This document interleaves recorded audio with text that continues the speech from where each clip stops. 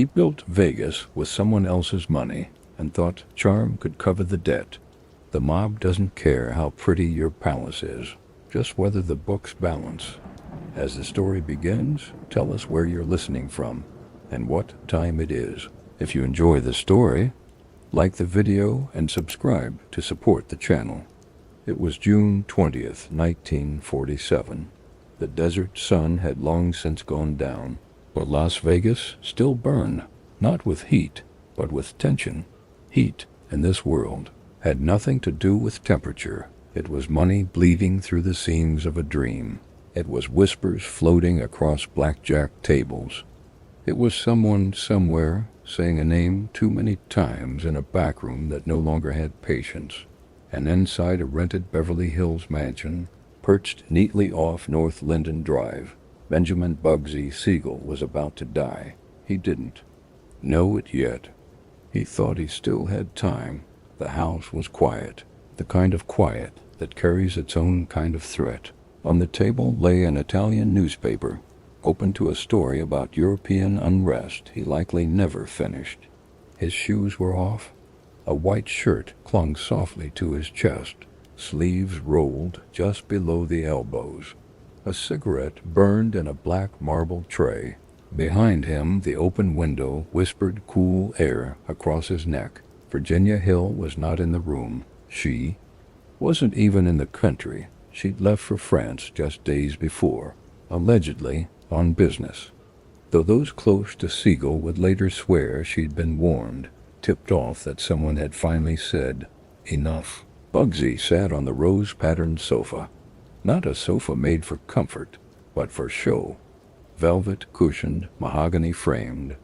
A gift from a silent partner in one of the many Los Angeles real estate ventures he never fully disclosed. His legs were crossed, left over right. One hand held a rolled magazine. The other draped lazily across the armrest. His eyes, they say, were on the front page of the Los Angeles Times, scanning a headline he wouldn't live to read twice. Outside, in the hedges, someone waited. The shooter had patience, and the kind of silence you don't learn in a day.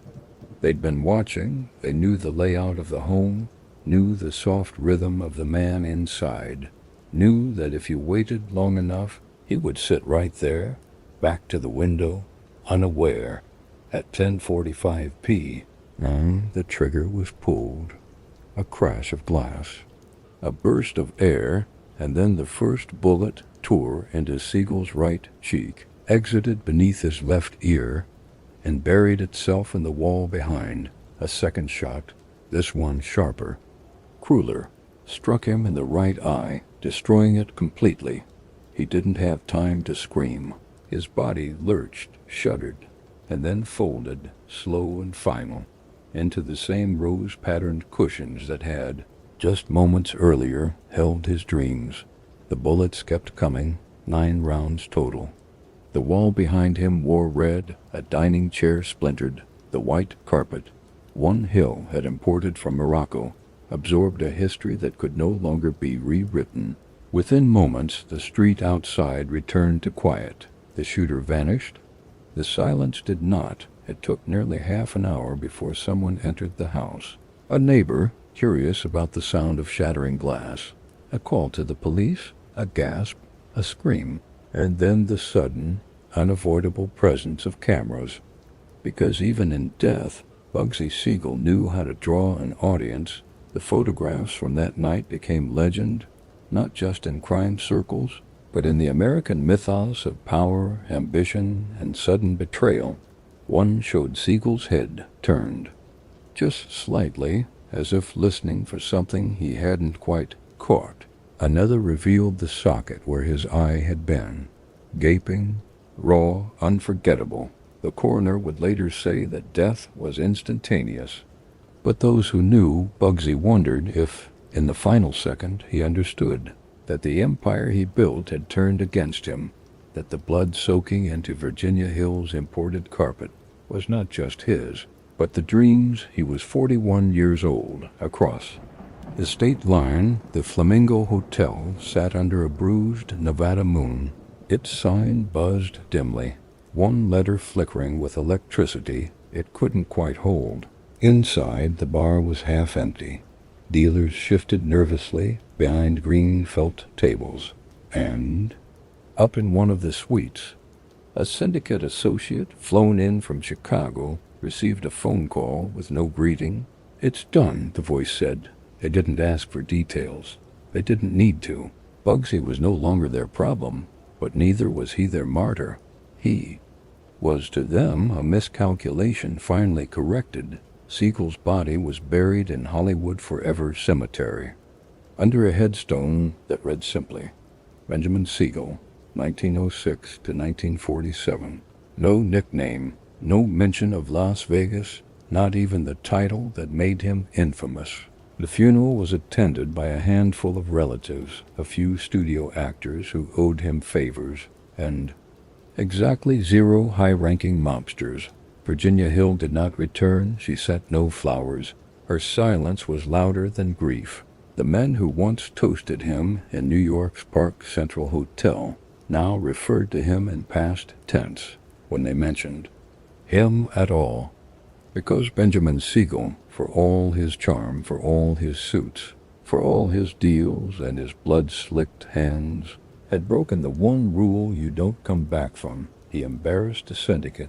But in time, something strange happened. The Flamingo, that oversized fever dream he'd nearly bankrupted the mob to build, began to succeed. Slowly at first, then with a fury that no one could have predicted. By 1948, the hotel was turning a profit. By 1950, it was a destination. The same men who'd signed off on Siegel's death began buying properties down the strip.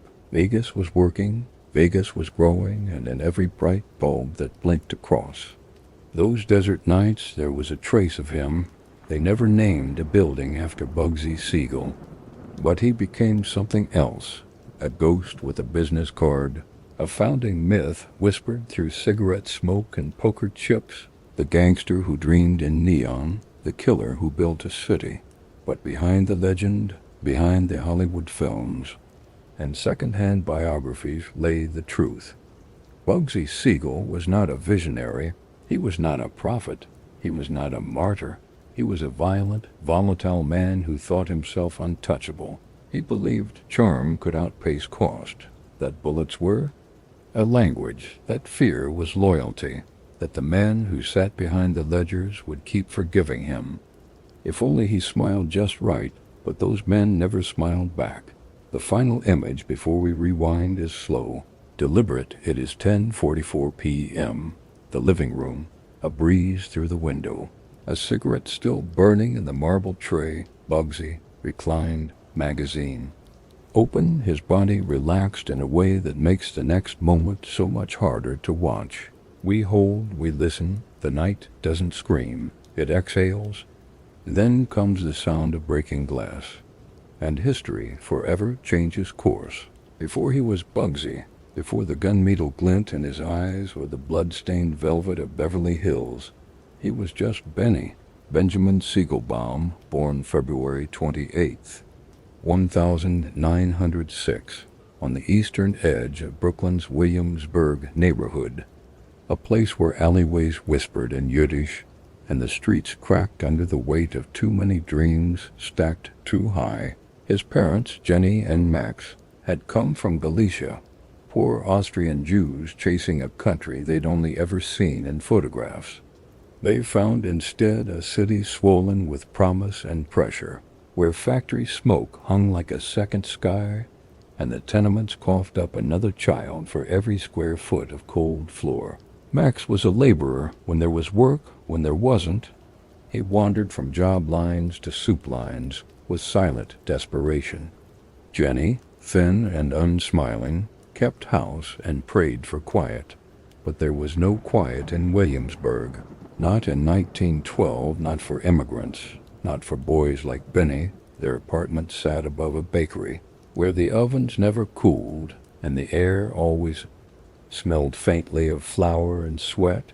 Benny shared a room with 3 sisters. The wallpaper peeled like skin. Winters came through the window panes like knives. He grew up hearing the stairs creak not from footsteps, but from shouting, neighbors yelling, babies crying, someone banging on the pipes for heat that wouldn't come. It didn't take long for Benny to learn that hope was not inherited. The first rule he understood, and perhaps the only one, that ever truly stayed with him was this: power does not wait to be given. It is taken, and he took it, one corner at a time. By age 10, he had mastered the art of the stare, a long, unblinking gaze that dared you to speak first. He stood on stoops in a newsboy cap, eyes narrowed, mouth set in something that looked too serious for a child. Other kids chased stickballs. Benny watched men, how they moved, how they laughed, how they flinched. His world was filled with blades that didn't always cut skin, and he watched them all. He ran errands for the street vendors, pocketing more than he was paid. He lifted fruit from carts with a flick of the wrist and a casual turn of the shoulder. And when someone caught him, which was rare, he didn't run. He stared, but it was on South 3rd Street, outside a butcher shop, that his real education began. That's where he met Meyer Lansky. Meyer was small, pale, bone-thin with sharp features and sharper instincts. Where Benny was volatile, Meyer was calculating. Together, they formed a natural current, electricity, and wire. Benny had fists, Meyer had math. They spoke little, but understood everything. Their first partnership wasn't glamorous. They extorted kids selling fruit. If a boy didn't pay a nickel a day, they'd smash his produce or tip his cart. Benny made the threats. Meyer kept the books. By 12, they had territory. Few blocks near the East River where other kids stepped aside when they walked past. But it wasn't about money. Not yet. It was about control. About the taste of fear, not your own, but someone else's. Benny learned to crave it the way other boys craved sweets. The neighborhood taught him everything the schools didn't. At PS 19, he sat in the back, legs jittering under a desk too small for his restlessness. He rarely answered questions, but he always watched. He noticed who the teacher favored, who copied from whom, who bullied and who hid. He lasted until age 15 before dropping out entirely. By then, education came from pool halls and back alleys. The world outside school was bigger, more dangerous, and more honest. There were no grades, only scars, only reputation, only the weight of your name said in a stranger's voice. In those years, Williamsburg was a crucible of collisions. Italians, Jews, Irish, each with their own codes and corners. But even within the Jewish gangs, there was a hierarchy, and Benny wanted to be above it. He started carrying a pocket knife, not for show. He didn't flash it like some boys did. He kept it like a secret, like a plan. Once, when a rival crew tried to muscle into their street, Benny cornered one of the kids behind a candy store and pressed the cold steel just below the boy's jaw. He didn't cut him. He didn't have to. The boy wept. Benny whispered something no one ever repeated, and from that day forward, they walked untouched. That was the beginning of his reputation. But reputation needs witness, and by 1920, the streets were watching. America had just declared war on alcohol. Prohibition had arrived with its dry promises and wet realities. In every borough, speakeasies bloomed like weeds. Bootleggers made fortunes in the span of weeks. And boys like Benny and Meyer, smart, angry, and visible to the law, saw the opening. They formed what they would later call the Bugs and Meyer mob, a name born from mockery. Bugsy, they whispered, because he was crazy. But Benny wore it like armor. If fear was power, madness was untouchable. They began hijacking liquor. Shipments from rival gangs, trucks headed to Harlem or Hell's Kitchen, would disappear. The drivers would be found bound and bruised. Sometimes worse. Benny didn't hesitate. Violence to him was not escalation, it was efficiency.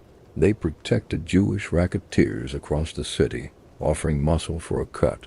When gambling dens or brothels needed security, they called Bugs and Meyer. If a debt needed collecting or a message needed sending, Benny would send it, with brass knuckles or a bat or worse. The streets learned not to ask which. His parents pretended not to know. Jenny kept her silence. Max had grown quieter with age, resigned to the weight of a son he couldn't understand. Benny would come home late, clothes sharp, pockets full, eyes glittering with something hard and distant. He didn't eat with the family. He didn't explain himself, but he paid the rent. In cash, and in those days that was enough to keep the questions buried. He bought his first suit at 16, navy wool, pinstriped, second-hand but tailored. He stood in front of the mirror for an hour, adjusting the lapels, practicing his smile. Not wide, just enough to pass for polite. It was the first time he saw himself not as a boy, but as someone who could walk into a room and make it stop breathing. From that moment on, he was never underdressed again. By the time he turned 18, Benny had killed, maybe once, maybe more. The stories vary. Some say he knifed a man in a speakeasy restroom. Others say he strangled a thief in a tenement stairwell. The truth was never written down, but the result was always the same. People stopped looking him in the eye in the years to come. The Bugs and Meyer mob would become the backbone of something much larger, the foundation of a national syndicate, linking Jewish and Italian crime families in an uneasy but effective alliance. But that future still lay ahead. In 1922, he was still Benny from Brooklyn, still riding the subway with his hat tipped just so, still flicking cigarette ash in doorways where he used to steal fruit, still watching, always watching. In those early days, his ambition had no name, only shape. He didn't want power. He wanted to be irreplaceable. He wanted to walk through a neighborhood and have windows open slightly, to step into a room and have men stop talking, not because he was feared, though he was, but because they didn't know what he might do next. That was his edge. That was the boy who watched knives, and one day he would become the man who threw them. At the edge of Brownsville, Brooklyn, where the factories groaned and fire escapes sagged under laundry lines, two boys sat on a stoop, talking about fear. Like it was currency, they were barely 17. One had the look of a clerk, thin frame, sharp eyes, thoughtful fingers always adjusting something. That was Meyer Lansky. The other leaned back with his elbows on the railing, chewing a matchstick, gaze half-lidded like he was listening to a joke, only he understood. That was Benjamin Siegel. People had started calling him Bugsy, but not to his face. Not if they liked their teeth where they were. Their friendship was born not from likeness, but from need. Lansky was method, Siegel was muscle. Together they made a third thing, something more dangerous than either one alone. And in the vacuum Prohibition left behind, that chemistry became capital. In 1920, America outlawed alcohol, but outlawing vice in a city like New York only meant it moved underground, deeper, darker, more lucrative across boroughs. Speakeasies multiplied, bootleggers bought cops, and the city's arteries pulsed with illegal whiskey. Violence followed, but so did profit. Meyer saw it for what it was, a map with blank spaces, waiting for someone to draw borders. Bugsy saw something else, a war worth winning. Their headquarters was the streets of Brownsville, a Jewish neighborhood that was equal parts suffocation and sharpness. Everyone had a racket, everyone had an angle, but only a few had the vision to turn street fights into strategy. Meyer was already organizing, keeping ledgers, making silent deals, negotiating terms of protection with older boys who were smart enough not to underestimate him. He never raised his voice. He didn't need to. Bugsy did the enforcement. If you owed money, if you crossed a line, If you made a deal and tried to wiggle out of it, he arrived, sometimes with brass knuckles, sometimes with nothing but a stare and the unbearable silence that followed it. They called it the Bugs and Meyer mob. At first, it was local, controlling small-time rackets, hijacking booze shipments meant for rival gangs, offering security to speakeasies across Brooklyn and the Lower East Side.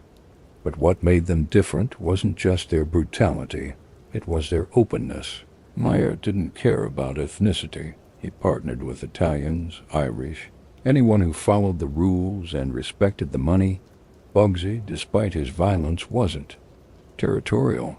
He didn't want turf, he wanted fear, influence, reputation, and it worked. Word spread across boroughs. If you wanted something done, quiet or loud, call Bugs and Meyer. They operated like a company with no paperwork, no offices, just results. They kept order in places chaos wanted to live. And in doing so, they caught the attention of bigger men. Charles Lucky Luciano was rising fast in the Italian mob. He'd grown tired of the old world ways, the Sicilian codes, the blood oath loyalty, the endless feuds. Luciano wanted efficiency, profit, and he wanted allies who saw the world the way he did. That's how Lansky and Siegel came in. Lansky spoke Luciano's language, not Sicilian, but business. He offered Jewish muscle that wouldn't hesitate, intelligence without vanity, power without the mess of tradition. Siegel was harder to place, unpredictable, unstable, but useful. Luciano respected him, even feared him. Bugsy had a reputation for following orders without asking questions, and for enjoying the violence more than was strictly necessary. As a story, possibly true, that during a meeting in 1927 between Luciano, Koslow, Lansky, and Siegel, someone referred to Siegel as Bugsy. Just once, they say he didn't speak. He stood, walked to the man, and broke his nose with the flat of his palm. Then he sat back down and asked quietly, "Shall we continue?" From that day forward, the nickname was a warning, passed behind closed doors, never spoken in front of him, because the eyes didn't blink, and there was something in him, they said, that didn't quite belong to the rules of men. By 1928, the Bugs and Meyer mob was no longer a neighborhood gang. They were the enforcement wing for what was becoming a national crime network. Lansky was already sketching out what he and Luciano would later formalize: the National Crime Syndicate, a boardroom of killers, a system where murder could be franchised. Bugsy played his part with fervor. He ran hits, sometimes personally, sometimes with men he handpicked. He favored clean kills, a single shot to the head, no theatrics, no mess. But he also had a taste for spectacle when it suited the message. There was a case in 1929 where a rival rum runner was found hanging upside down in a meat locker in Queens. Naked, throat slit, no fingerprints. The police couldn't prove anything, but everyone whispered the same name, Bugsy. He wore suits from Rothman's on the Lower East Side, midnight blue, slim cut, always tailored. His shoes were black Italian leather, polished daily by a kid. He paid $3 a week. He started carrying himself like a man who already knew his face would one day be on movie screens. But even Meyer, who loved him like a brother, began to worry, because Bugsy didn't just kill for business. He killed for control, and sometimes for the rush. Lansky once said, years later, Ben would look at you like he was deciding whether to laugh or strangle you. And the worst part was, he didn't know yet either. But beneath the violence, there was loyalty. Bugsy would go to war for Lansky, would take a bullet if asked. And Meyer, for all his rationalism, never let anyone harm Siegel without consequence.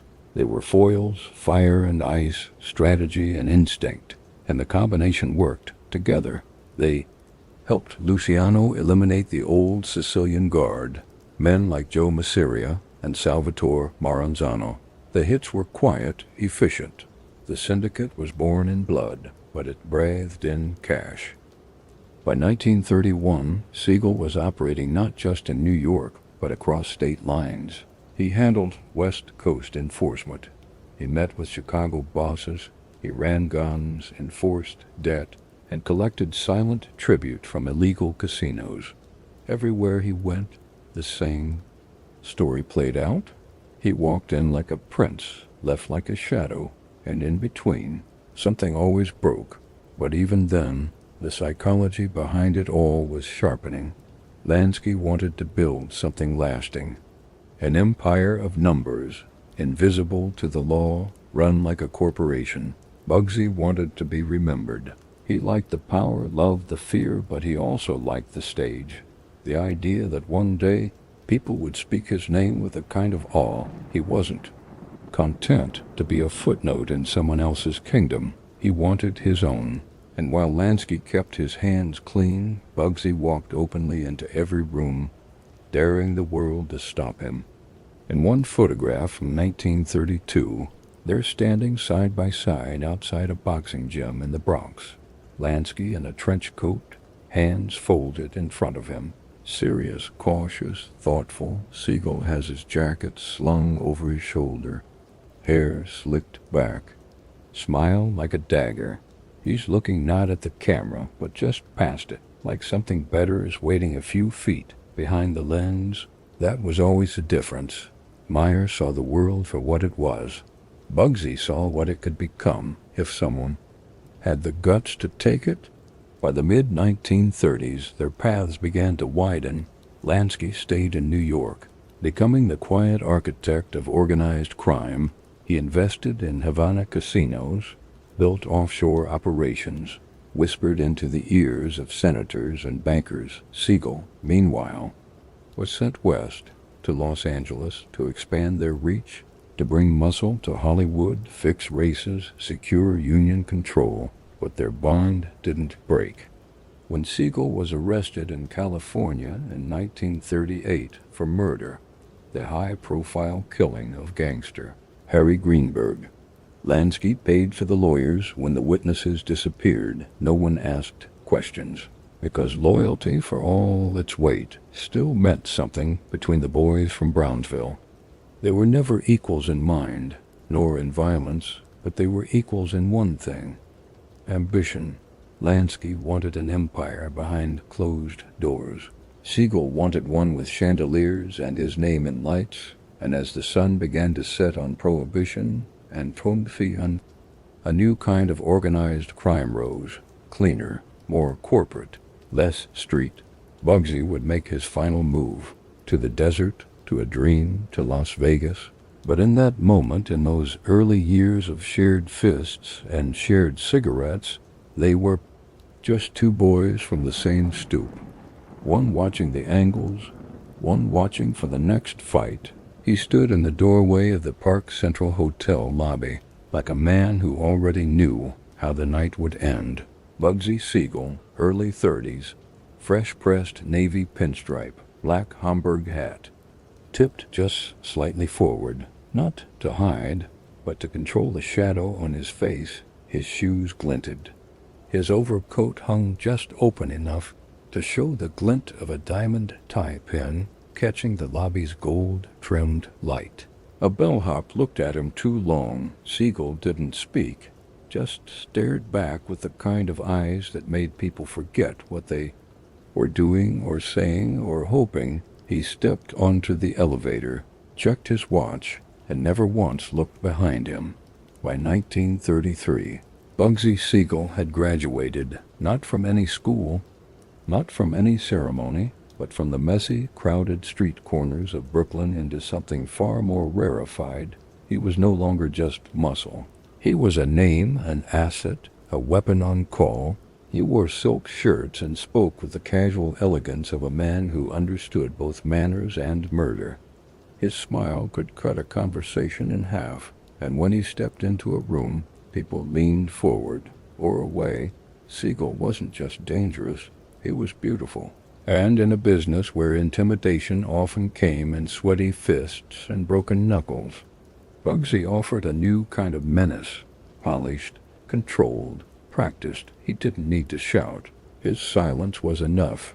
At the center of that transformation was Murder, Inc., the informal name the press gave to the enforcement arm of the syndicate, led by Louis Lepke Buhalter and Albert Anastasia. It was a roster of professional killers, mostly from Brooklyn's Jewish and Italian underworld, who carried out contract killings with military precision. Murder wasn't a consequence anymore. It was a service. Siegel didn't create it, but he helped shape its reputation as someone who could be trusted to deliver the final word, quietly, completely. There were no files, no evidence trails, only whispers. One moment, a man had problems. The next, he didn't. Bugsy's rise within Murder, Inc. was not just a function of who he knew, though Lansky, Luciano, and Costello vouched for him often, but of how he made people feel. He was handsome in the way movie stars tried to imitate. Lean face, chiseled jaw, slicked back hair with just a hint of menace beneath the polish. He never raised his voice in public, never begged, never hurried. And when it came to killing, he had rules. He preferred a single shot to the base of the skull. No witnesses, no mess, no noise. He once said to a partner, "If it takes more than a second, you planned it wrong." One of the first killings tied to Siegel, though never proven, was the 1935 disappearance of Jack Legs Diamond's final known associate, a bookmaker named Manny Feld. Feld had been seen dining at a kosher deli on the Lower East Side. Two men entered, sat across from him. No argument, no struggle. They ate, they drank coffee.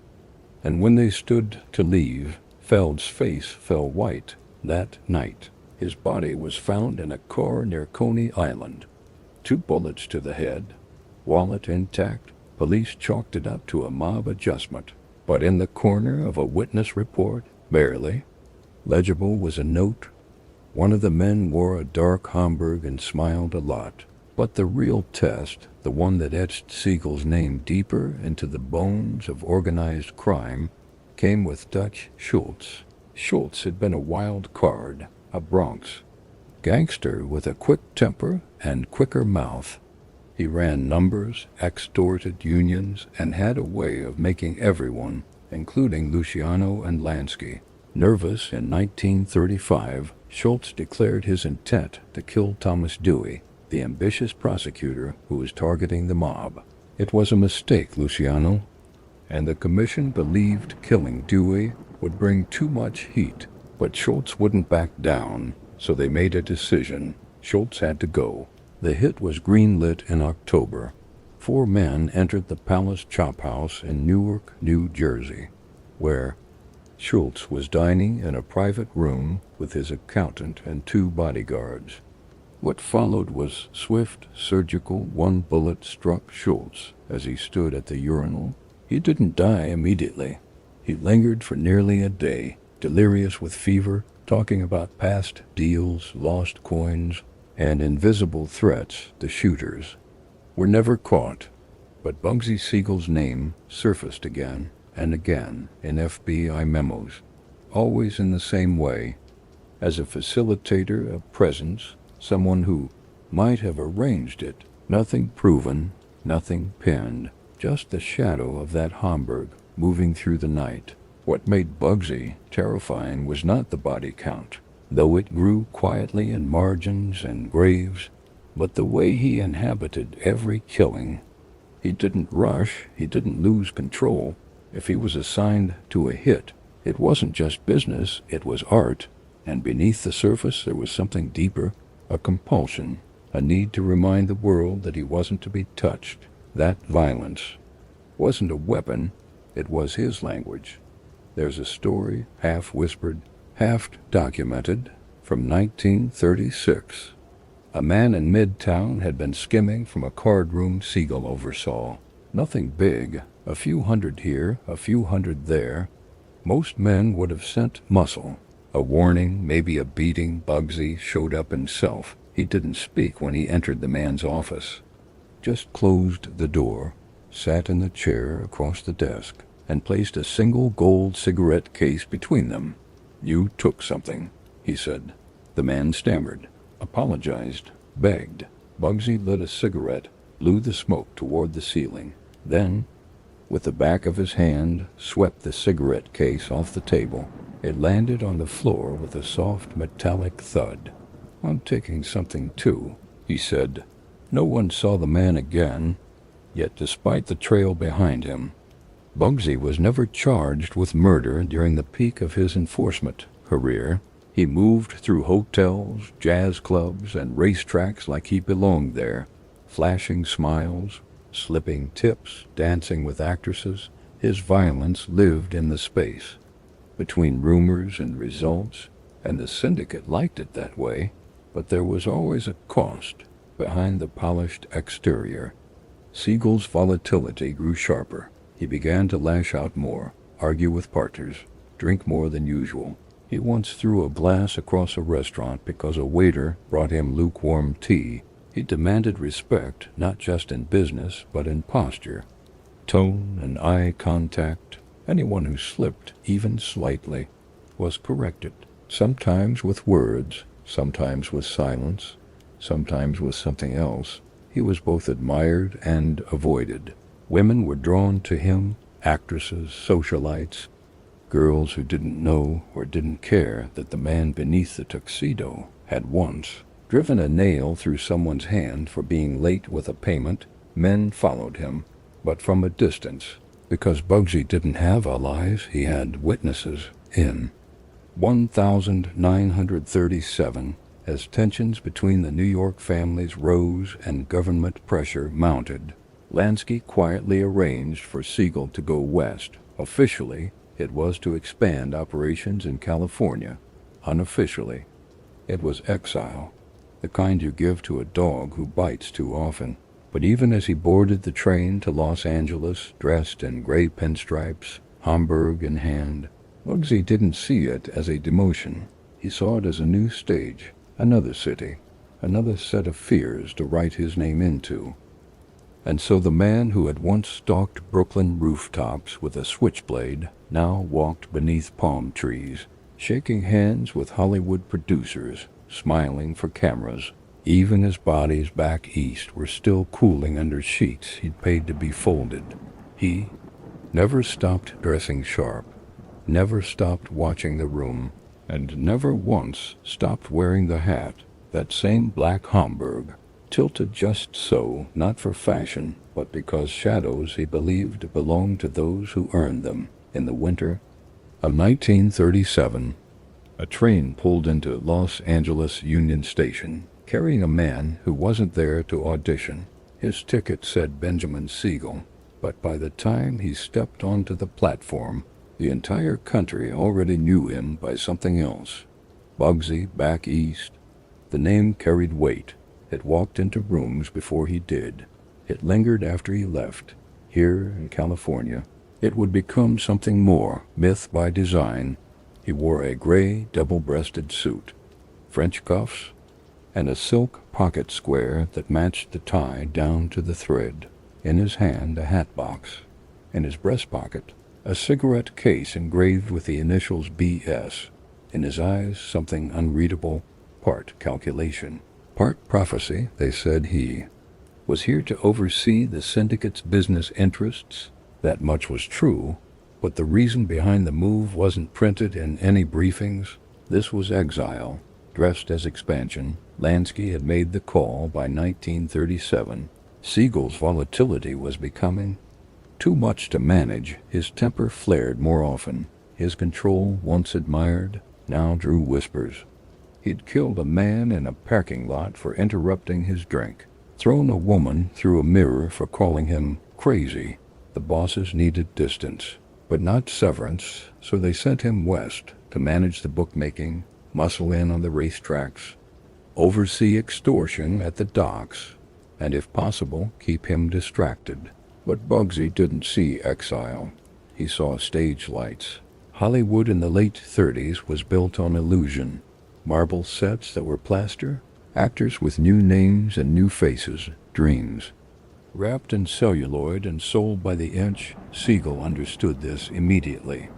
Because he'd done the same thing, rewritten his origin, recast himself from Brooklyn brawler to tailored prince. He rented a Spanish-style mansion in Beverly Hills, just off Linden Drive, white stucco, red tile roof, stone fountain in the front, courtyard that he had filled with pink roses every Monday.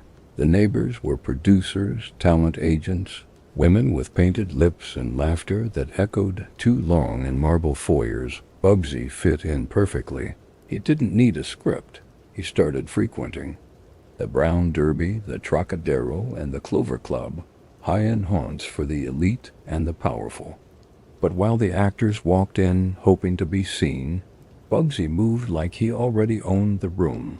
He sat with George Raft, a fellow Brooklynite who knew better than to ask questions. He shook hands with Clark Gable, drank bourbon with Gary Cooper. Lana Turner danced with him once and later told a friend. He had that look, the kind you say yes to before you know the question. The producers knew who he was, they knew the stories, and they still invited him back because Bugsy made things happen, and in a town built on magic. That was the only currency that mattered, but the glamour was only the surface underneath. Siegel moved like a businessman with a sawed-off shotgun beneath the briefcase. He struck deals with Mexican cartels, helping establish heroin routes that crossed through Baja and into San Diego.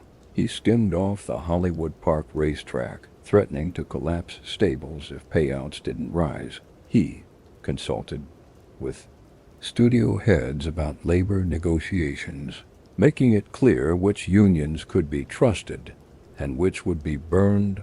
Every studio in town had someone on the payroll feeding Siegel information about profits, about schedules, about stars with habits that could be leveraged. He bribed cops, he owned judges. He had city council members in his pocket by the time he'd finished his third dinner party. The newspapers never printed his name, but the whispers grew. He bought a convertible Packard, midnight blue, leather seats, custom-built radio with a volume knob made of pearl. He drove it with the top down, even when the evenings turned cold, sometimes with a girl beside him, sometimes not, always with music. Benny Goodman, Count Basie, Glenn Miller. He had a routine breakfast at Schwab's, suit fittings on Fairfax, evening cocktails at the Chateau Marmont, where he'd sit beneath the archways, cigarette smoke curling like ribbon through the dusk. He tipped extravagantly, complimented waiters, slipped $20 bills into coat pockets without looking. He smiled easily, but it never reached his eyes. Not everyone was charmed. The LAPD had a file on him before his first week was out. So did the FBI, but surveillance photos showed the same thing. Bugsy at parties, at racetracks, walking through the lobby of the Beverly Wilshire with a newspaper and a half-smile. No crimes, no fingerprints, just presence that, and bodies. In April 1938, a small-time bookmaker named Jules Garfield was found dead in an alley off Pico Boulevard. Single shot to the heart. No witnesses, no motive. 2 weeks later, the lease to a prime downtown gambling house was quietly transferred to a holding company traced back to Siegel. In July of the same year, a studio fixer who'd refused to cooperate with a heroin distribution inquiry was found drowned in his pool. Despite being known for a lifelong fear of water, Bugsy didn't flinch. When asked at a party whether he believed in luck, he laughed and said, "Luck is what happens when someone else hesitates." He began hosting parties, not loud, not wild, curated. His home became a gathering place for the in-between. Not quite the top stars, not quite the bottom feeders, studio executives, producers, wives, silent film stars on their way down, contract players on their way up. They came for the champagne and the gossip. They stayed for the danger, because everyone wanted to stand close to fire, just close enough to feel the heat without getting burned. And Bugsy gave them that for a price. But behind the mirrored bar and the sound of jazz, the old habits remained. He carried a pistol in his waistband, even at home. He rarely answered the front door himself, and when he walked through the house, at night he checked each lock twice. The violence he left behind hadn't left him. It traveled in his bones. Some nights, Virginia Hill said later, he'd wake up shouting in Yiddish. Other nights, he'd simply sit in the dark and stare at nothing for hours. He didn't sleep much. He didn't trust silence, and still, the empire grew. He secured deals with Las Vegas casino suppliers, laying the groundwork for what would later become the Flamingo. He invested in movie reels, not because he wanted to produce films, but because he knew how to hide money in lighting budgets and camera rentals. He opened a nightclub off Sunset, the Crescent Room, where he kept a private booth roped off at all times. Even when he wasn't there, he dated actresses, sent orchids to debutantes, bought a custom gun case lined in velvet. He once told a studio head, "Stars rise, power settles." By the early 1940s, Bugsy Siegel was one of the most recognizable underworld figures on the West Coast. Even if few dared say his name aloud, he was never arrested, never charged, never touched, because in Hollywood, a man like Bugsy didn't seem real. He was a story, a headline in waiting, a rumor too sharp to be carved into facts. But behind the satin shirts and the ballroom grins, he was still watching, always watching, because for all the cameras, for all the applause, Bugsy knew the truth. No one in Hollywood was innocent, and every star, sooner or later, needed someone like him to rewrite the ending. The first time he saw her, she didn't smile. She leaned against the bar at the Clover Club in a red silk dress, cigarette in hand, watching him the way a gambler watches a roulette wheel. Curious, but detached. Her hair was pinned up with silver combs. Her lips matched the dress, and when Bugsy Siegel walked past her without saying a word, she said it for him. "You gonna stare or buy a drink?" He stopped, turned. "Depends," he said. "You charge interest?" That was Virginia Hill. Southern drawl sharpened by years of northern betrayal. Born in Alabama, educated in deception, and by 1939, she'd already survived more than most. Men in the mob could claim with a straight face she wasn't an ornament. She was a fire alarm no one wanted to unplug. And Bugsy, for all his polished menace and taste for control, was drawn to her like a man who mistook the flame for warmth. Virginia came up hard, the daughter of a drunk who disappeared and a mother who never wanted her. She fled her small town at 16 and never looked back.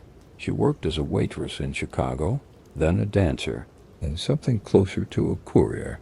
It didn't take long for the outfit to notice her. She ran messages, then money, then silence, always in heels, always with attitude. Men underestimated her. Once after that, they remembered her. She was fast, reliable, untouchable in her confidence. By the late 30s, she was flying cash across borders, laundering skimmed casino profits through European fronts, moving through rooms like she owned the air. When she met Bugsy in Los Angeles, she already had blood on her ledger and connections to Frank Needy. She didn't need protecting. She needed someone who wouldn't flinch. Siegel didn't. Their relationship was built on tension, that tightrope between lust and leverage. They argued like generals and loved like addicts. Nights in hotel suites, days in silence. He once threw a lamp at her. She ducked, then laughed, then called him a coward. He left the room and came back with jewelry. She called him Benji. He hated it, but he let her say it. He called her Ginger, though her hair was chestnut and her temper was darker still. They had their own language, insults as foreplay, threats as pillow talk. She knew where his money was, who he trusted, who he didn't. He once told Lansky, "She's got better ears than the FBI." Lansky didn't laugh, because Virginia listened, and in this world, information wasn't power, it was survival. When Siegel moved on the Flamingo project, she was with him, not behind him. She wasn't just a lover, she was a liaison, a money mover, a pressure valve. She traveled back and forth between Vegas and Europe, ferrying funds, smoothing over logistics, meeting with contacts who didn't appear on any ledgers. She played host at the Beverly Hills mansion, smiling through cigars and contract talks, watching every man who entered the room and noting who didn't look her in the eye. And yet, something deeper moved beneath the surface, something no one could quite name. There were rumors that Virginia wasn't just his partner, but his monitor, that Lansky had arranged it, that the bosses had grown tired of Bugsy's theatrics, his overspending, his late reports, and had sent her to keep tabs. She never denied it, but she never confirmed it either. When asked years later, she said, "They all think I was there to spy. Truth is, I just liked the danger." Still, the timing always raised eyebrows. In 1946, as the Flamingo spiraled into debt and Bugsy faced pressure from all sides, Virginia took a trip. Switzerland, she said. It was for business. No one believed her, especially not Bugsy. They argued for days beforehand. He accused her of betrayal. She accused him of fear. He grabbed her by the wrist. She slapped him across the face. Neighbors heard it, the walls in. That house were thin. She left that night. 6 days later, Siegel was dead. Some say she knew that she'd been warned, that someone in New York, maybe even Lansky, had told her to get out before the hammer fell. Others believe she didn't, that she loved him in her own chaotic way, and that his death shattered something in her she never rebuilt. She never told the same story twice. In one version, she was on a balcony in Paris when she heard the news. In another, a phone call came to her hotel in Geneva, and she dropped the receiver without speaking. But what is known is this: she never came back for the funeral. After Siegel's death, Virginia's life unraveled. The mansion was seized. The furs and jewels were boxed up and auctioned. She drifted, New York, Miami, Europe again. There were men. There was drinking. There were scandals. In 1951, she was subpoenaed to testify before the Kefauver Committee on Organized Crime. She appeared in pearls and fire-red lipstick, unbothered by the cameras. When asked about her income, she rolled her eyes and said, "I work for a living." When pressed about her connection to Bugsy Siegel, she leaned forward and whispered, "That's none of your business." The courtroom fell silent. Even in her unraveling, she refused to play by their script. She died in 1966, an overdose in Austria. Some said suicide. Others whispered murder. Officially, it was ruled accidental. There was no grand obituary, no headlines, just a line in a foreign newspaper, and a body buried far from home. But the legend didn't fade, because Virginia Hill wasn't just the woman behind Bugsy Siegel. She was the woman who matched him word for word, scar for scar. And in the end, when the guns came through the window, she was already gone. Whether that meant she ran or knew has never been decided. Only this: she didn't flinch either. The air tasted like dust and heat, the kind of heat that pressed down on you, slow and steady, like a hand that didn't want to let go. It was early 1945, and Bugsy Siegel stood just off US Route 91, staring out at nothing but sagebrush, lizards, and sky.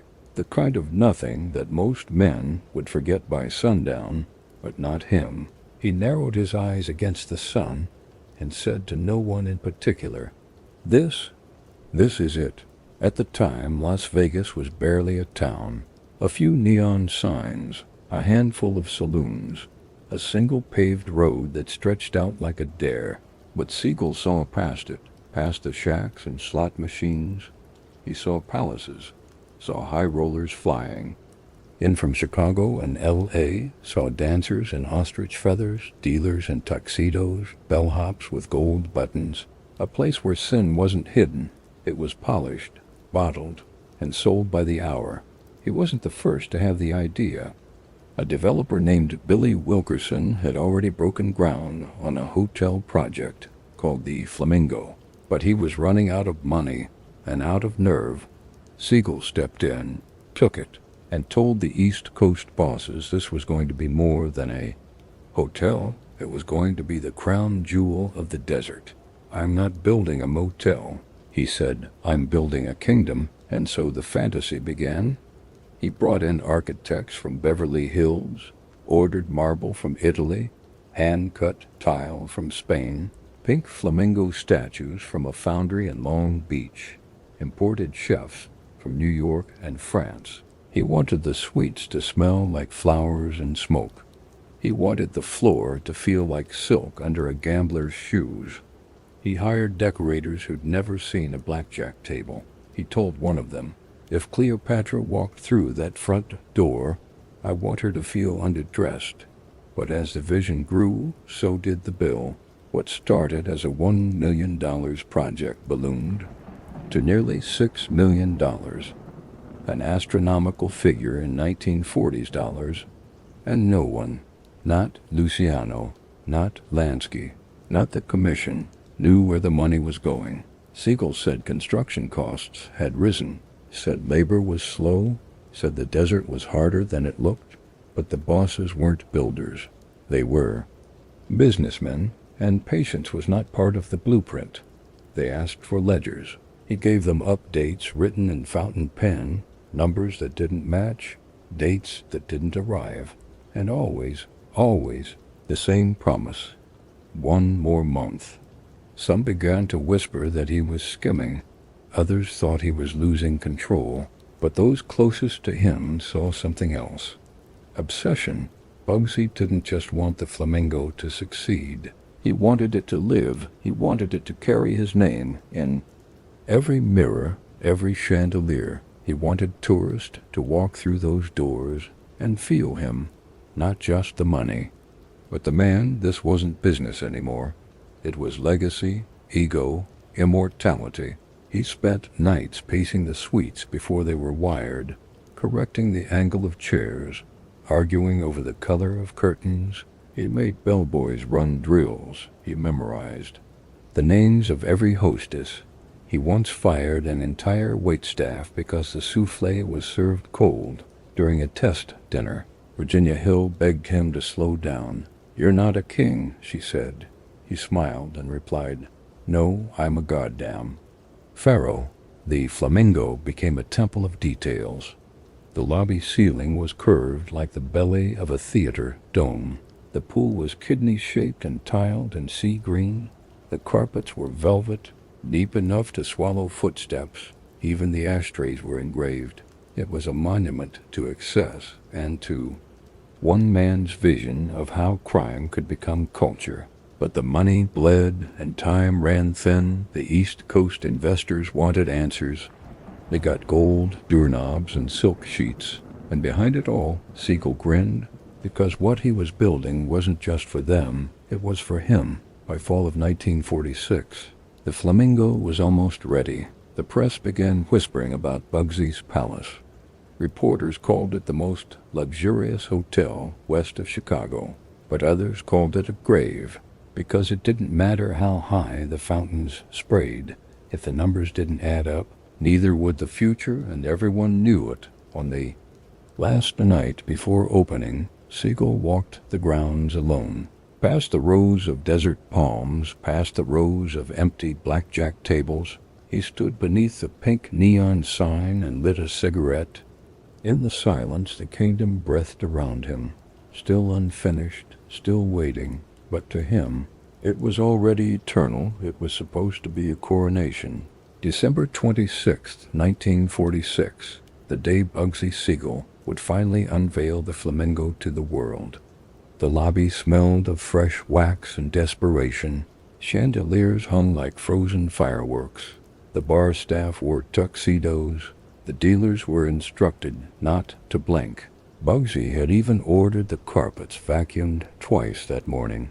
Not once, but twice. And stood outside the front doors in a dove-gray suit, watching the clouds build like a bad omen. At 7:04 p.m., the first drops of rain hit the pavement. By 8 o'clock, it was a storm. The road from Los Angeles, once dry and predictable, turned to sludge. Buses full of celebrities turned back. Clark Gable never arrived. George Raft canceled. The power flickered once, then again.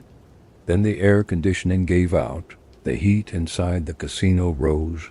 People sweated beneath their collars. The blackjack tables remained half full, and the high rollers Bugsy had banked on stayed at home, watching the rain hammer glass, Virginia.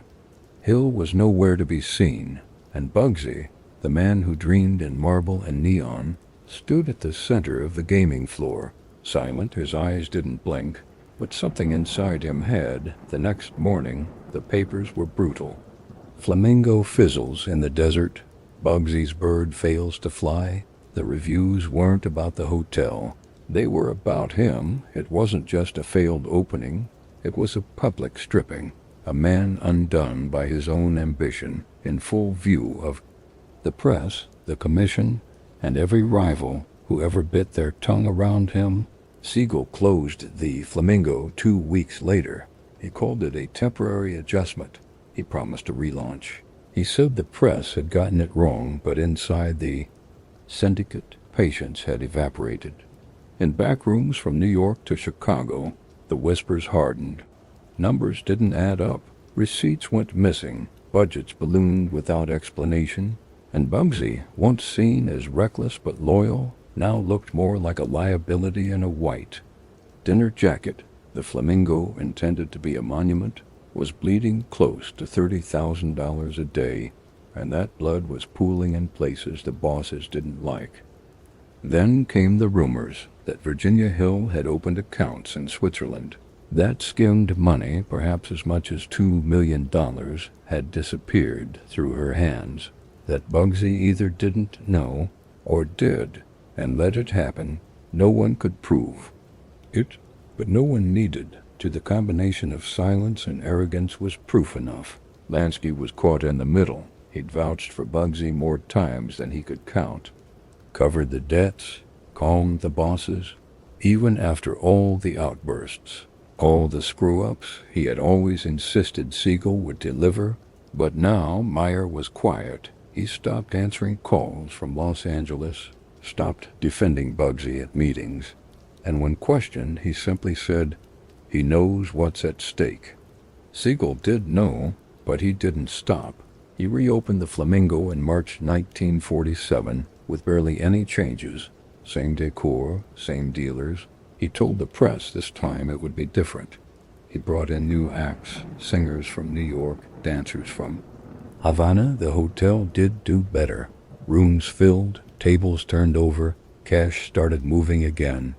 But for the bosses back east, it was already too late. They didn't want promises. They wanted obedience.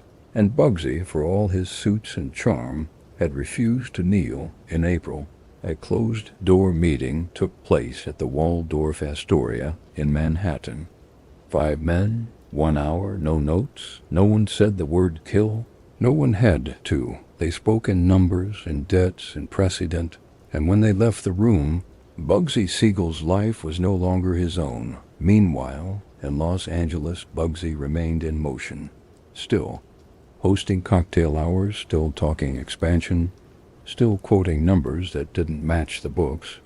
He believed he could turn it. He had to. Because this wasn't just about money anymore. It was about proving that he was right, that a gangster from Brooklyn could build something eternal in the sand. Friends saw the cracks. He stopped sleeping. He kept the windows locked at night, checked the doors twice, then again.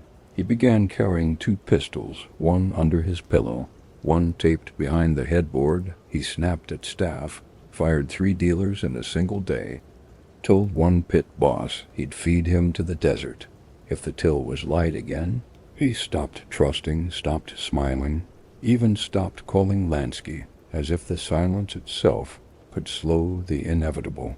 But the clock was ticking the flamingos. Numbers had finally started to level. The hotel might have even turned a small profit. But it didn't matter, because the bosses didn't want numbers anymore. They wanted blood. Bugsy had bet everything: reputation, power, safety, on the idea that their flamingo would redeem him, that his vision would make the commission forget the cost, that beauty would erase betrayal, that chandeliers and champagne could buy forgiveness. But in the mob, nothing was owed, and nothing, no matter how gold it glittered, ever outweighed the bottom line. The flamingo, once his monument, had become his countdown, and the man who built it still walked the halls at night, brushing his fingertips across the marble, whispering to himself, just one more month. It was quiet on North Linden Drive, too quiet for a man like Bugsy Siegel, who'd lived most of his life in the noise of backroom deals and bootleg nights. The house, Spanish colonial, 2 stories, white stucco, red tile roof, was one he hadn't bought, but had made his own. It belonged to Virginia Hill, but she wasn't there. She was in Europe, France, they said, or maybe Switzerland. The timing wasn't subtle. She'd flown out days before. Some said it was business. Others said it was mercy. Either way, the silence in the house wasn't hers. It was waiting for him. June 20th, 1947. Friday night. The clock in the living room had just passed 10:30 p.m. Siegel sat on the couch in a white shirt, sleeves rolled to the forearm. No tie, slippers he was. Reading the Los Angeles Times. The light beside him was warm gold, not too bright. The window behind him was open. A cigarette rested in the marble ashtray on the end table, still burning. The room smelled of smoke, cologne, and roses. There was a half-empty glass of bourbon near his foot, and a silence that felt like breath being held. At 10:45, the first bullet came through the window. The glass shattered inward. A rush of air, a sting of shards, the kind of sound that has no warning. The shot entered through the back of his skull, exited beneath his left cheek. His body jerked. Another shot followed. This one blasted out his right eye. The newspaper slipped from his hand. He collapsed backward across the couch. Blood bloomed across the pale upholstery like a flower that would never close. The shooter never entered the house. They didn't have to. 9 rounds in total. A message written in lead. Bugsy Siegel was pronounced dead on the scene. 41 years old. By the time the cops arrived, the body was still warm. The curtains still danced in the breeze. The cigarette had burned halfway down. No one saw the shooter. No one heard a car. No neighbors could name a license plate. It was the cleanest hit in a city that already knew how to forget. But this wasn't a whodunit. It wasn't a mystery. It was math. The flamingo had bled money for months. Siegel had ignored the bosses. He'd promised numbers and delivered noise. He was no longer an investment. He was a liability with a silk pocket square. The decision had been made weeks earlier. Some say it happened in Manhattan, a room on the 14th floor of the Waldorf, where 5 men signed off without raising their voices. Others say it was Lansky himself who nodded. He never confirmed it, but he didn't stop it, because whatever love remained between the boys from Brownsville had been buried beneath receipts. As for Virginia Hill, the woman who knew the contours of his ambition and the shape of his paranoia, she never spoke plainly. Did she know? Had she been warned? Had Lansky told her to get out? Had she felt the air around Bugsy change, grown heavier, less forgiving? She never said. She didn't return for the funeral, didn't send flowers. She stayed in Europe. And when asked years later, she said only, "I knew Ben was living on a clock. I just didn't know what hour it was." The newspapers printed the photos: Siegel's body slumped on the couch, a pool of blood, a single shoe missing, the glass near his foot still standing. Upright, the public gasped. The underworld stayed silent. No one claimed it, no one denied it, because in their world silence was the confession. He was buried at Hollywood Forever Cemetery. The headstone was modest. Benjamin Siegel, 1906 to 1947, no nickname, no legacy carved in stone, just dates, as if the space between them meant nothing. But it did mean something, because Bugsy Siegel had done what no other gangster had. He tried to turn crime into culture, tried to make himself immortal through architecture, through velvet lobbies and imported marble, through palm trees planted in sand that didn't want to bloom. He didn't want to run rackets. He wanted to build temples. The Flamingo was never just a hotel. It was a mirror, and in it he saw himself as something more than blood and bone. But the mirror cracked, and the men he owed didn't care what dreams lived behind his eyes, only what they'd cost. The last thing he saw wasn't the gun, wasn't the face behind the glass. It might have been a headline, or the flicker of his own reflection in the window, distorted by night, unaware, because the shot came fast, so fast. They say he never heard the window break. The chapel was nearly empty, just 12 wooden pews beneath a stained glass window, and the soft, colorless glow of a cloudy June morning, the kind of sky that can't decide whether to mourn or forget. There were no photographers, no police presence, no headlines, not even whispers, only the hum of ceiling fans and the sound of 2 shoes, one pair, clicking softly across the tile toward a closed coffin that smelled faintly of cedar and carnations. June 23, 1947, 3 days after the bullets, 3 days after Benjamin Bugsy Siegel had bled into upholstery that never bore his name. At the Hollywood Forever Cemetery, they scheduled a brief, quiet service. The casket was closed, not because of Jewish tradition, but because of the damage, the eye, the cheek, the violence that even morticians couldn't make disappear. He was laid out in a black wool suit. No tie, no ring. A small Star of David sat tucked into the left breast pocket, though no one knew who placed it there. His mother came, Jenny Siegelbaum, stooped now, older than the years she wore. She sat in the second pew, alone, no husband beside her. Max had died years before, and none of the surviving siblings stood to her left or right. They had stayed away, out of fear, out of shame, out of the kind of pain that leaves you numb instead of broken.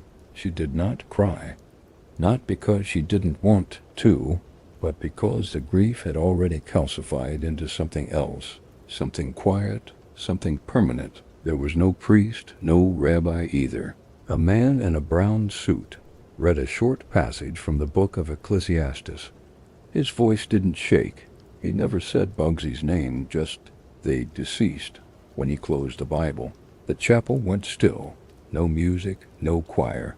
Just a low groan of wood as the coffin was rolled forward, and the thud of the chapel doors as they opened into the sunless morning. No mobster attended, not Luciano, not Lansky, not Costello, not one from the commission, not even a florist's card was sent in their name. The men who once toasted him in Havana and Atlantic City had already erased him from the table, not out of hate, not out of guilt, but out of something colder, irrelevance. Bugsy had made them look weak, soft, like dreamers, and in their world, that kind of betrayal didn't get a eulogy. It got silence. Virginia Hill never returned from France or Switzerland or wherever she was when the bullets tore through the window. She didn't call, didn't send flowers, didn't ask. Some say she was too afraid. Others say she knew. But the most painful truth, the one that sits quietly behind the others, is this. She might have simply chosen not to come. The burial took less than 20 minutes. 6 men in gray lowered the coffin into the soil. No speeches, no final words, just a nameplate, just a date. Benjamin Siegel, 1906 to 1947. No middle name, no mention of where he came from, no line for the flamingo, no carved marble telling the story of the boy who tried to build a kingdom. Just dirt and the sound of shovels brushing stone. The press barely covered it. One paragraph in the Los Angeles Times. Services were held today for Benjamin Siegel. Local businessman, he is survived by a daughter and mother. Burial followed at Hollywood Memorial Park. No mention of crime, no mention of legacy, just a footnote. A sentence with nothing behind it, and yet something lingered, because even in death, Bugsy Siegel couldn't quite disappear. He'd spent a lifetime crafting a persona. The silk-suited killer with perfect teeth. The Hollywood gangster who dated actresses and wore diamonds on his cuffs. A man who smiled like the scene was already his. And now there he was, in a hole.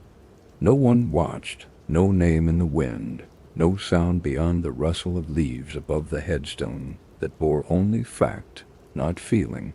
For the men who survived him, Siegel became a lesson, a reminder, not of failure, but of excess, of what happened when ambition forgot its ceiling, when image overtook the math, when dreams ran faster than the rules allowed.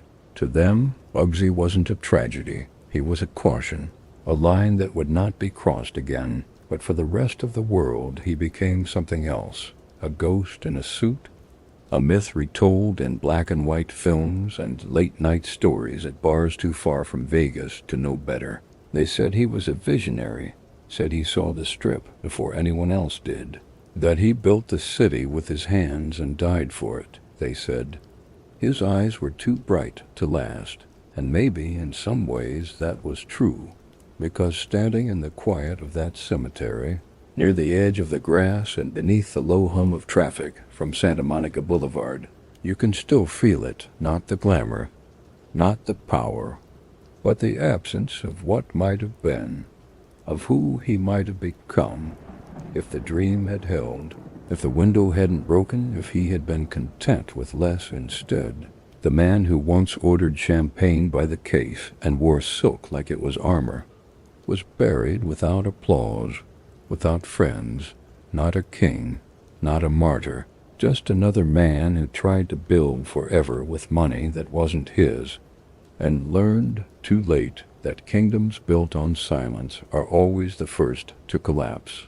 They say ghosts don't walk in daylight, but if you stand on the Vegas Strip at dawn, before the slot machines wake up, before the neon reclaims the sky, you can still feel them somewhere behind the fountains and LED billboards. Behind the throb of music and money, the shadow of Benjamin Siegel still lingers, not in his body, but in the blueprint. The flamingo didn't die with him. It staggered, changed hands, shifted from blood to business. Within months of Siegel's murder, new management had swept in. The syndicate placed trusted men at the helm, men who sent in weekly reports, balanced ledgers, met projections, the hemorrhaging stopped, the tables filled, the rooms sold. By 1948, the Flamingo was profitable. By 1950, it was an empire's cornerstone, and Las Vegas, dusty, dismissed Las Vegas, had begun to transform.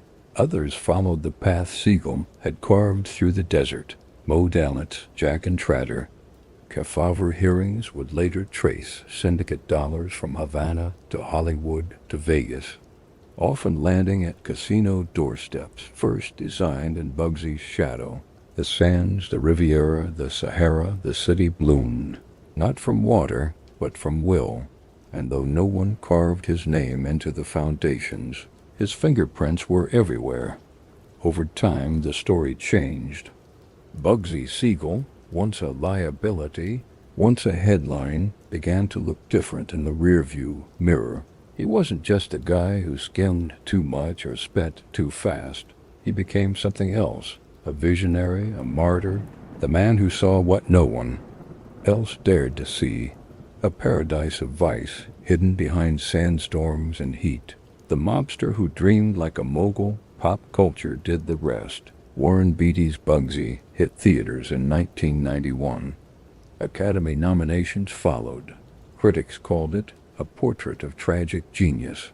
It reintroduced the world to Siegel not as a gangster, but as a builder, an architect of excess, destroyed by the very dream he gave birth to. Before long, books began to echo the narrative. Bugsy Siegel, the Dark Prince of Las Vegas, the visionary gangster, the man who invented the strip. Authors dissected him like a fable, each one carving a different angle, a new metaphor. Some called him a madman, others a prophet. Few agreed on the facts, but everyone agreed on the myth. Even government reports couldn't ignore him. In 1958, a Senate subcommittee on organized crime included Bugsy's name in its opening chapters, not for prosecution, but for context. They described him as the original bridge between the New York syndicate and Western operations, a connector, a builder, a man too loud to live but too central to ignore. Today there's a plaque at the Flamingo. It stands in a garden not far from where the original hotel lobby once sat. Tourists pass it, snap photos. Some read the inscription. Most don't. It says, Benjamin Bugsy Siegel played a pivotal role in the development of the Flamingo and the Las Vegas Strip. Though controversial in life, he is remembered as a visionary whose ideas helped shape a city. No mention of murder, no mention of the window, only the dream. In a way, it's fitting, because the truth about Bugsy Siegel is a question without a clean answer. He didn't invent Las Vegas, but he did give it style. He didn't build the syndicate, but he made it cinematic. He was never the best shot, or the most disciplined, or the smartest man in the room, but he had the rarest gift of all, vision tied to obsession. The kind of obsession that could make men believe in impossible things, even if it killed them. Lansky never spoke of him again. Not publicly. When asked, years later, he gave a thin smile and said, Men had a lot of ideas. Not all of them worked, but those close to Meyer said he kept a framed photo of the two of them. Brownsville, 1921, on a shelf near his safe. Some dreams, no matter how they end, don't disappear. They go underground or west, or they wait for someone else to finish building them. And so when you walk through the lobby of a mega casino today, with glass elevators, fake Roman columns, endless noise, you're walking through a hallway Benjamin Siegel imagined. When you see the chandelier, when you smell the perfume, when the dealer calls your bet, you are not far from him. Just far enough to forget the price. It always starts with the eyes. In frame after frame, decade after decade, the men on screen have his stare, cool, piercing, full of charm and something else, something untouchable, whether it's a cigarette perched on a lip or a half smile that never reaches the cheek. They are acting, but they're all playing the same ghost. Benjamin Siegel, not always by name but always in silhouette. Long before Warren Beatty stepped into the tailored suits and polished shoes, Siegel was already haunting cinema reels. In 1949, just 2 years after his murder, White Heat hit theaters. James Cagney's Cody Jarrett wasn't Bugsy, technically, but the fingerprints were there, the mother obsession, the unpredictable violence, the warped charisma. Audiences couldn't look away. The 1950s followed with a wave of morally complex criminals, all flashy, all doomed. Film noir was growing darker, and in that darkness, Bugsy Siegel's archetype thrived.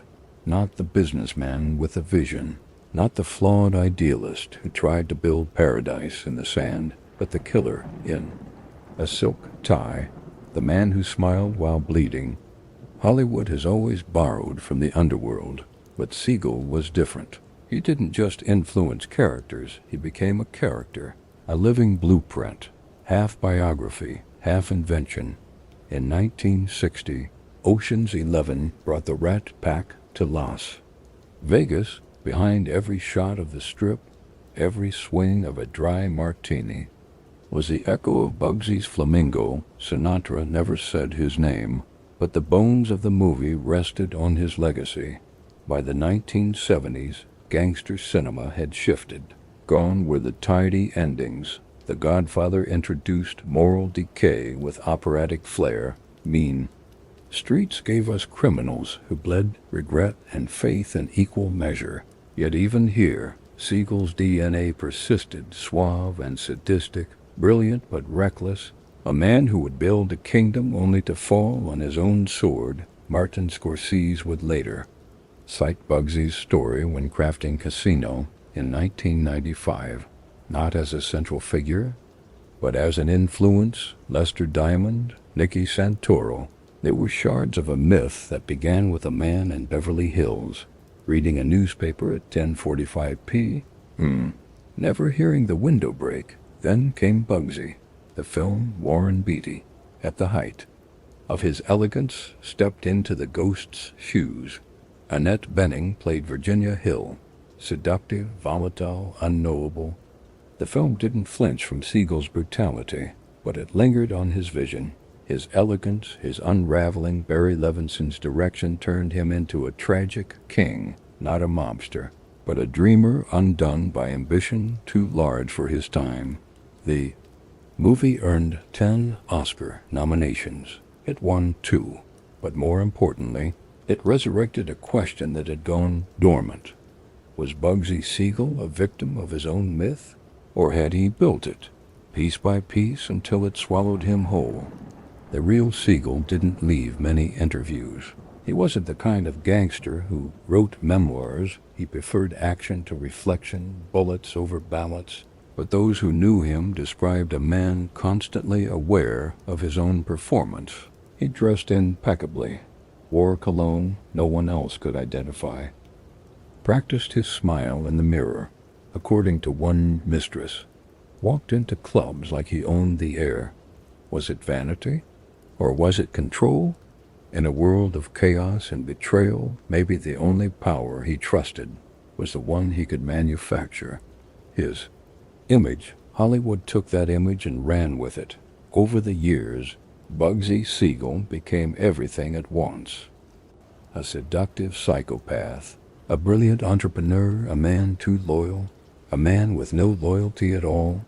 Each version eroded the man underneath, and perhaps that's the cruelest irony, that a man who wanted to be remembered for building something grand is remembered for the way he died, for a face shattered by glass and gunfire.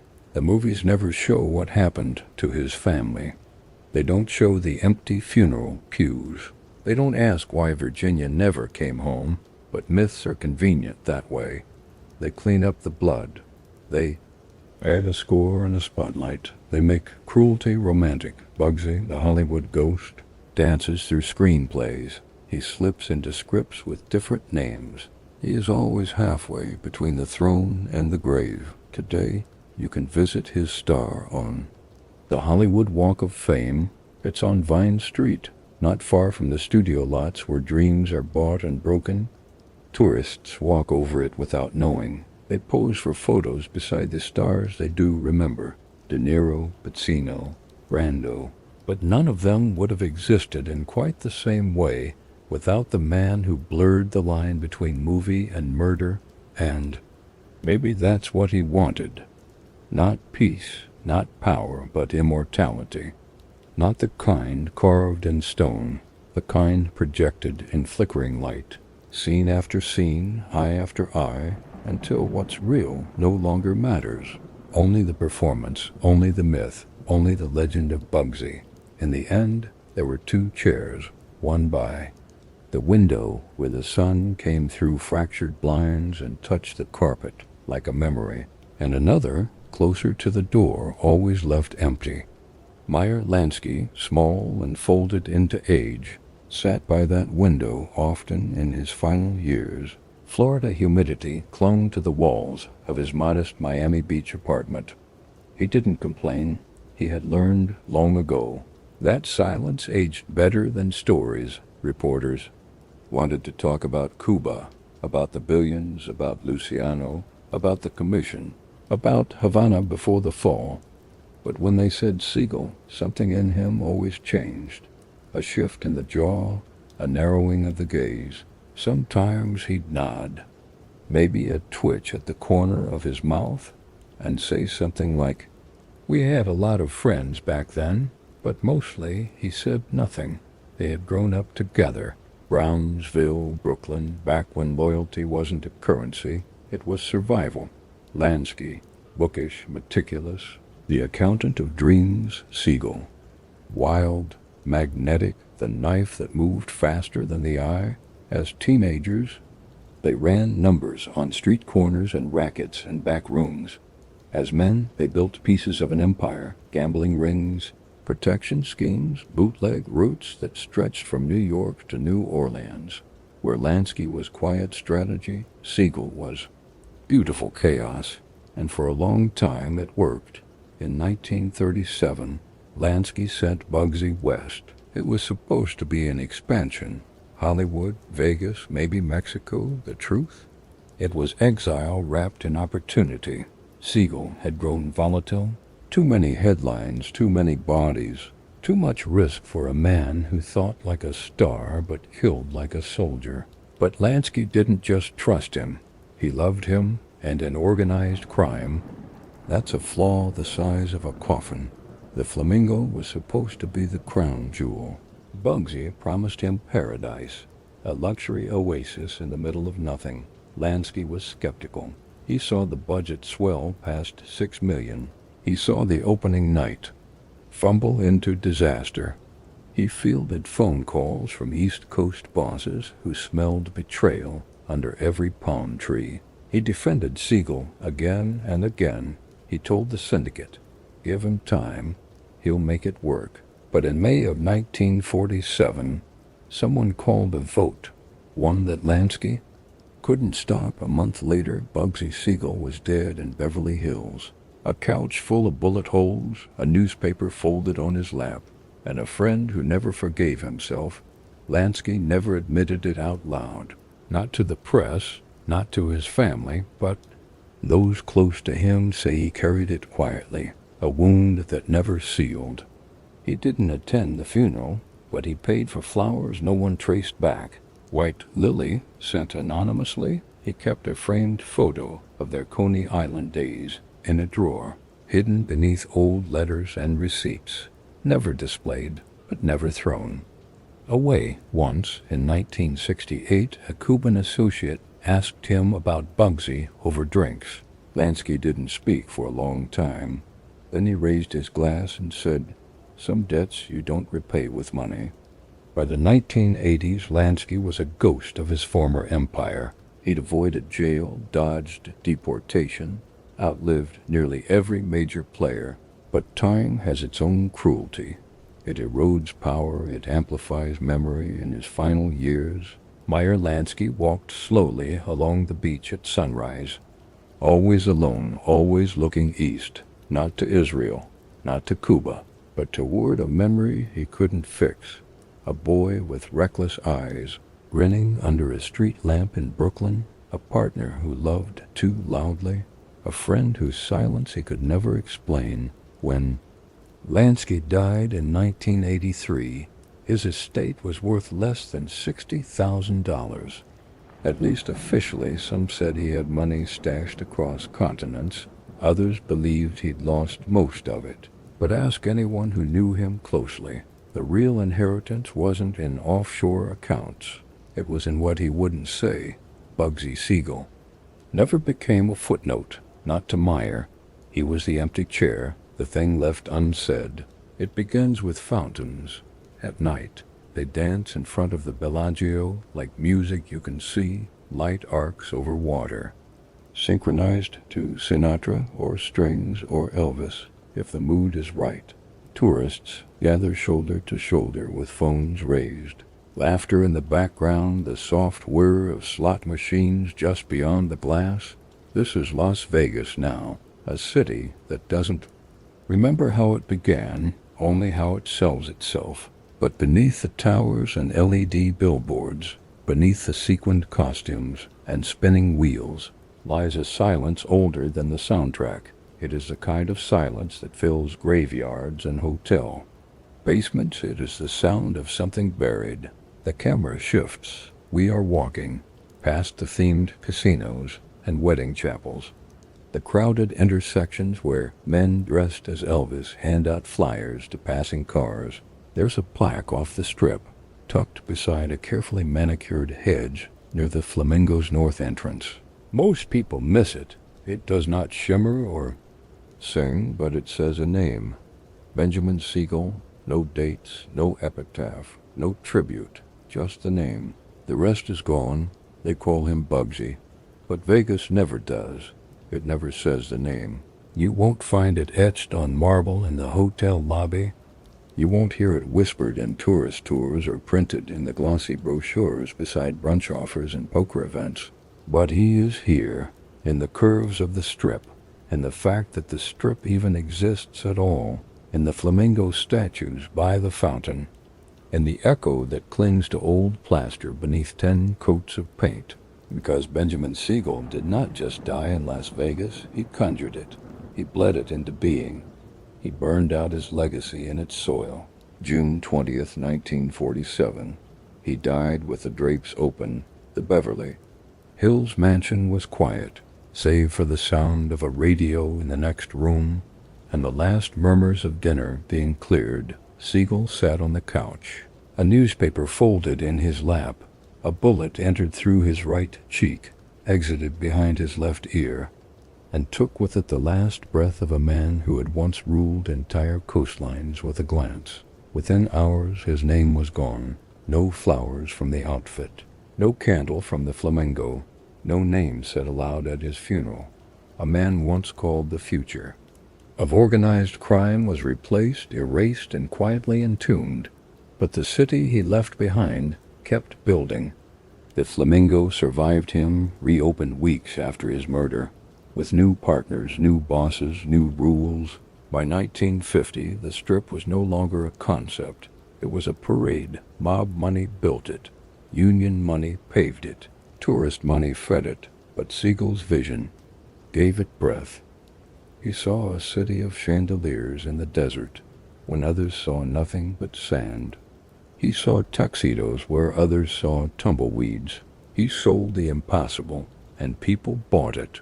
Bugsy believed in image the way holy men believe in scripture. Even as the ledgers bled red ink and bullets circled like vultures, he believed, because that's what dreamers do. They believe until it kills them. He was a gangster, yes. He ran with killers. He ordered deaths. He stole, extorted, bribed, and beat. He held grudges like heirlooms. But he also imagined. He saw Las Vegas, not as it was a dot on a map, but as it could be. A stage, a myth, a machine that glittered even when the gears underneath were rusting. The tragedy of Benjamin Siegel is not just that he died. It's that he died too soon to see what he made, to walk the Strip at night and see the skyline dance, to hear 1,000 languages on Fremont Street, to watch empires rise from the sand with velvet ropes and champagne towers. We return to the plaque. The wall it rests on is faded. The original foundation of the Flamingo, preserved not because someone loved him, but because the cost of tearing it down wasn't worth the expense. This is Bugsy Siegel's legacy, a wall that time forgot, a name etched in bronze, surrounded by tourists who do not know what it means. What the desert remembers, it keeps its ghosts. They ride the neon, they curl. Behind slot machines and drip from the ceilings of hotel bars, they echo, in stories told at 3 a.m. by old pit bosses and washed-up dancers who remember what the city used to smell like before the perfumes and the ozone Benjamin Siegel lives in what Las Vegas became, a dreamer who killed like a gangster who dreamed like a prophet. He, his myth and mistake, and when the fountains go quiet and the lights flicker just before dawn, there is a moment, just one, when the silence feels like him.